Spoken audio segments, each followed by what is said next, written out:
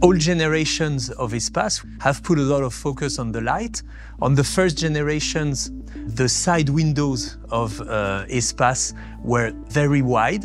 On this new generation of Espace, we have developed a more robust body, meaning that the side windows are more compact than on previous generations. But we have developed an ultra-wide panoramic glass roof, which is the widest since the first generation of Espace. This panoramic glass roof has a surface to let the light enter of more than 1 square meter. It's more than 1.3 meter long, so it brings some light into the cabin up to the 3rd row of seats.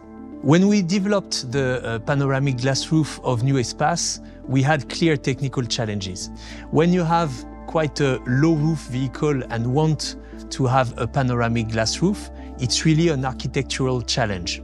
And we didn't have any room in vertical roominess to package a sunshade for the panoramic glass roof. So we developed a specific technology of glass with our supplier, with a low emissivity layer on the glass of the roof, which keeps the heat outside the vehicle.